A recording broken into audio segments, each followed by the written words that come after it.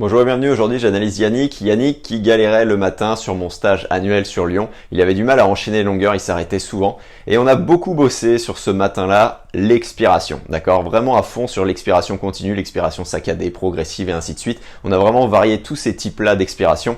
Et ça fait que l'après-midi, il a pu nager moins d'une 45 sur un seul 100 mètres. Donc oui, c'est un seul 100 mètres, à chaque fois on me le dit, mais ça commence par là si on veut après enquiller les 200, les 300, les 400, les 800, les 1009, les 3008 et ainsi de suite. On débloque ça et ensuite derrière ça suit, à force de répéter, à force d'enchaîner, on devient de plus en plus à l'aise et on sait exactement quoi expirer, combien expirer et surtout à quelle intensité pour réguler son allure, réguler son énergie.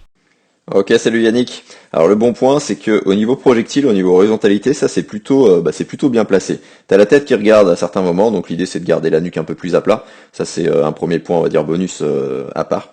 Parce que le premier point le plus important, il va être au niveau de ton expiration. Souffler d'abord de manière continue, tu vois, d'être vraiment à l'aise là-dessus pour gérer ton énergie et surtout pouvoir inspirer et nager facilement longtemps, hein, tu vois. Quand tu arrives à faire 400, après facile, 800, 1500, 3000, 5000, ça passe tout seul, hein, tout simplement. Donc là, d'abord expiration continue et après ce qu'on a fait au stage aussi, l'expiration progressive. Donc ce que tu as senti qui était plus difficile au niveau musculaire, mais par contre qui te faisait aller beaucoup plus vite. Et c'est exactement ça l'idée, c'est d'abord on développe pour gérer son énergie et ensuite on développe pour aller plus vite, pour accélérer le trajet sous-marin. Le deuxième point Yannick, c'est que tu as un roulis qui est bien là, quand tu respires de ce côté-là, forcément quand on respire ça tourne toujours. Et ton bras, il arrive à rester en plus plutôt projectile devant, donc ça c'est vraiment un bon point. Par contre, ce qui se passe, donc là déjà tu vois, là ça va être le troisième point. Qu'est-ce qui se passe? Bah là, tu vois, il y a une légère indéformabilité, hein, tu vois, ça se casse en fait au niveau de ton bassin. Donc on renforcera tout ça, c'est le troisième point. On aurait pu le mettre en deuxième, hein, sincèrement. Ça pourrait marcher aussi pareil. Mais le deuxième point là que j'ai mis, c'est par rapport au roulis. Tu vois, de ce côté-là, ça tourne. De ce côté-là, je vais te dire ça tourne aussi parce que ton épaule se dégage. Mais de ce côté-là, il y a vraiment moyen de gagner. Il y a vraiment moyen là que ton bras ici, bah, il vienne vraiment avec la peau magique. Ton épaule, elle vient vraiment toucher ton visage, que ce soit beaucoup plus sur la tranche. Et on va équilibrer, en fait, tout simplement ta nage des deux côtés, bras droit, bras gauche, pour que la propulsion, elle soit pas équivalente des deux côtés. Il y a toujours un côté où on est plus à l'aise. Même chose sur la respiration, c'est tout à fait normal. Mais que ça soit beaucoup plus symétrique, hein, finalement.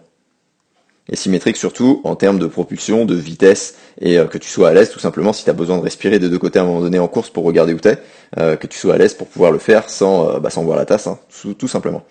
Donc le troisième point, je te disais, c'était par rapport à l'indéformabilité. Mais pour que tes appuis, tout simplement, renvoient mieux sur ton corps et que tu ailles un peu plus loin en fait à chaque fois sans avoir à forcer plus fort.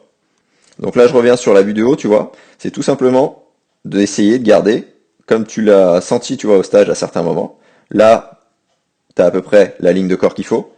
Et d'essayer en fait de garder cette ligne de corps là. Que là, ça se part pas ici, tu vois, tout simplement quand tu rentres ton bras gauche, quand tu respires. Mais tu vois, rien que le fait de respirer de l'autre côté, c'est pour ça que je l'ai mis en deuxième point le roulis, le fait de respirer de l'autre côté, tu vas en fait équilibrer tout simplement et tu vas te retrouver sur cette belle ligne jaune ici. Et donc, voilà, regarde, tu vois, là c'est parti, c'est vraiment le haut de ton corps, et en fait on va renforcer tout ça pour que tu ressentes la chose, et tu vas voir que déjà avec le 1, 2, 3 soleil, avec la peau magique, en respirant des deux côtés, tout ça, ça va t'aider, et on va faire en sorte d'être de plus en plus indéformable. On va se servir d'exercices que je vais t'envoyer indirectement, ça sera aussi simple que de te les dire là. Et sur ça, tu vas voir que mécaniquement, ça va te faire nager beaucoup plus en glisse, tu vas être plus à l'aise dans l'eau, tu vas sentir vraiment que tu es de plus en plus spaghetti cru. Tu vois, là, on voit bien tes talons à surface qui sont vraiment signe d'une bonne horizontalité. Donc ça, c'est vraiment une bonne chose. Et de toute façon, ça se voit dès la glissée que tu t'alignes bien. Donc là-dessus, on poursuit bien sûr les exercices de glisser, c'est la base. C'est la base aussi d'ailleurs pour te rendre plus indéformable. En serrant plus les abdos, en serrant plus les fessiers, en serrant plus les jambes. Tu vois, tout ça, ça va faire que mécaniquement, tu vas garder beaucoup mieux ton alignement. Donc voilà tes 3 points techniques à toi du coup Yannick. Là tu regardes, je pense, un peu plus aussi ce qui se passe au niveau de tes appuis, ça sera le point d'après. Tu vas pas se prendre la tête, le catch, on s'en fout. Moi ce qui m'intéresse d'abord, c'est, tu vois là, de vraiment finir tes fins de poussée en expirant de manière plus forte, et ça c'était le point numéro 1 du coup, enfin le deuxième point du point numéro 1, pour rendre l'eau plus dure et pour que tu aies vraiment la bonne rythmique pour glisser, tu vois, facilement avec le bras devant. Et ensuite on construira tes appuis.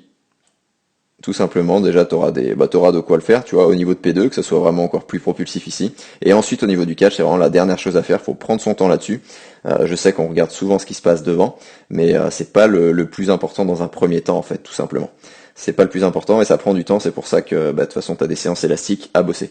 Donc voilà pour moi, Yannick, je te souhaite une excellente progression et tu vas voir que ça va, en fait, ça va descendre tout seul, hein, c'est clair. Si toi aussi tu cherches un crawl vraiment plus en glisse avec un exercice que recommandent les milliers de triathlètes qui l'utilisent en ce moment, l'exercice de la paume magique, je te mets le lien en description, lien vers une semaine d'entraînement offerte avec 3 exercices en vidéo dont la paume magique. Je te laisse découvrir tout ça et je te dis à très vite.